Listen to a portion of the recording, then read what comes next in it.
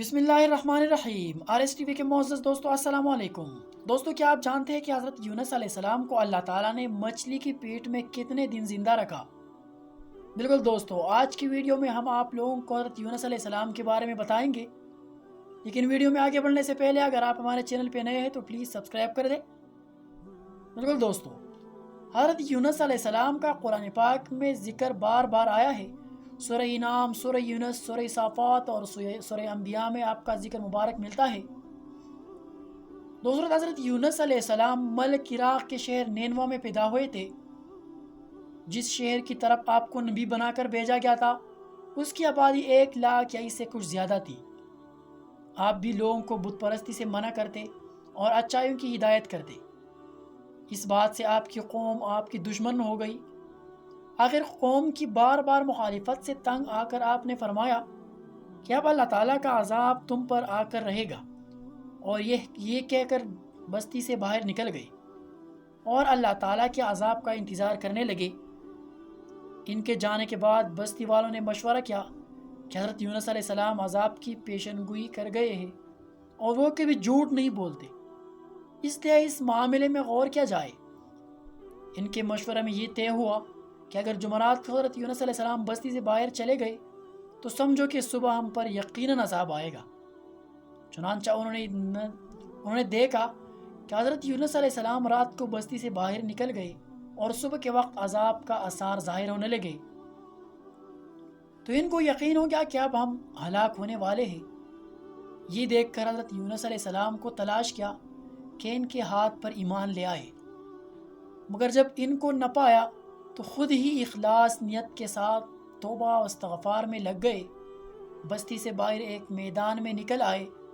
عورتیں، بچے اور جانور سب اس میدان میں جمع کر دیے گئے اور ٹاٹ کے کپڑے پہن کر عاجز وزاری کے ساتھ عذاب سے پناہ مانگنے میں اس طرح مشغول ہوئے کہ پورا میدان آہ و بکا سے گونجنے لگا۔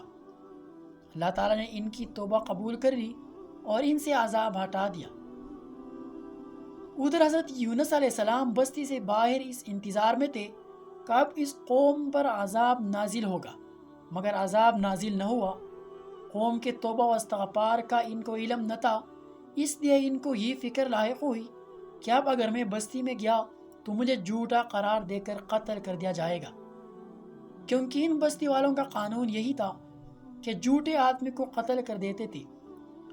اس بنا پر حضرت یونس علیہ السلام نے یہاں سے ہجرت کرنے کا ارادہ کر لیا اور شہر سے باہر نکل کر کھڑے ہوئے اور چلتے چلے گئے یہاں تک کہ بحری روم کے کنارے پہنچ گئے۔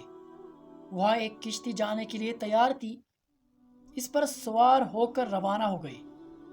جب کشتی بیچ سمندر میں پہنچی تو رک گئی۔ ملاح نے کہا، اس کشتی میں کوئی غلام ہے جو اپنے مالک سے بھاگ کر آیا ہے، جب تک وہ نہیں اترے گا کشتی نہیں چلے گی۔ حضرت یونس علیہ السلام بول اٹھے کہ وہ بھاگا ہوا غلام میں ہوں، مجھے سمندر میں ڈال دو۔ اور یہ اس وجہ سے کہا کہ حضرت یونس علیہ السلام نے ہجرت کرنے میں اللہ کے حکم کا انتظار نہیں کیا تھا، خود ہی ہجرت کرنے کا فیصلہ کیا تھا۔ یہ کام اگرچہ فی نفس جائز تھا، مگر انبیاء کی شایان نشان تھا۔ کشتی والے چونکہ آپ کو جانتے تھے، اس لیے آپ کو پانی میں ڈالنے پر تیار نہ ہونے اور قرہ ڈالنے کا فیصلہ ہوا۔ چنانچہ کئی مرتبہ قرہ ڈالا گیا، ہر مرتبہ آپ ہی کا نام نکلا۔ لوگوں نے آپ کو دریا میں ڈال دیا۔ اللہ تعالیٰ کا کرنا ایسا ہوا کہ ایک مچھلی دیر سے منہ کھولے کھڑی تھی، اس نے اللہ کے حکم سے آپ کو نگل لیا۔ لیکن حضرت یونس علیہ السلام بار بار اللہ کی پاکی اور بزرگی بیان کرتے رہے۔ اگر آپ اللہ تعالیٰ کی پاکی اور بزرگی بیان کرنے والے نہ ہوتے تو قیامت تک مچھلی کی پیٹ میں رہتے، مگر اللہ تعالیٰ کے بے حد مہربان اور رحم کرنے والے ہیں۔ وہ ہر توبہ کرنے والے کی توبہ قبول کرتے ہیں اور ہر پناہ چاہنے والے کو پناہ بخشتے ہیں۔ حضرت یونس علیہ السلام کی مرضی معلوم کیے بغیر بستی چھوڑ آنے پر شرمندہ تھے، چنانچہ پانی اور مچھلی کی پیٹ کے اندھیرے میں ہی پکار رہے تھے۔ دوستو، اس وقت حضرت یونس علیہ السلام نے ایک دعا کی کہ اس دعا کا یہ ترجمہ ہے، تیرے سوا کوئی معبود نہیں، تو ہر عیب سے پاک ہے، بے شک میں قصوروار ہو۔ اللہ تعالیٰ نے ان کی دعا قبول کی اور غم سے نجات دے دی۔ مچھلی کی پیٹ سے نکال کر میدان میں ڈال دیا اور اس پر ایک بیلدار درخت اگا دیا۔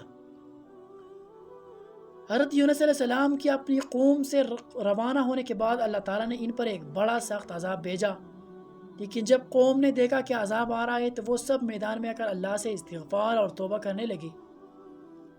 اللہ تعالیٰ نے عذاب دور کر دیا۔ جب حضرت یونس علیہ السلام تندرست ہو کر دوبارہ قوم کے پاس آئے تو وہ ان کی انتظار میں تھے، چونکہ انہوں نے اپنی آنکھوں سے عذاب کے آثار دیکھ لیے تھے، اس لیے سب کے سب ایمان لے آئے اور صدیوں تک خوب امن و چین سے رہے۔ اسی طرح اللہ تعالیٰ کا وعدہ پورا ہوا کہ جو لوگ ایمان لائیں گے ان کو میں خوب رزق دوں گا اور برکت عطا کروں گا۔ چنانچہ یونس علیہ السلام کی قوم سے وہ تمام عذاب اور تکالیف دور ہو گئے جو حضرت یونس علیہ السلام کی بددعا اور ناراضگی کی وجہ سے ان پر مسلط ہو گئی تھی۔ حضرت یونس علیہ السلام نے مچھلی کی پیٹ میں جو دعا کی، یعنی لا الہ الا انت سبحانک انی کنت من الظالمین، یہ بڑی کرامت ہے۔ اب بھی جب کوئی مصیبت یا آفت نازل ہوتی ہے تو اس کو پڑھا جاتا ہے، اللہ پاک اس کی برکت سے آفات کو دور کر دیتا ہے۔ بالکل دوستو، آج کے لیے اتنا ہی کافی ہے۔ اگر ویڈیو پسند آئی ہو تو پلیز لائک کر دے۔ شکریہ۔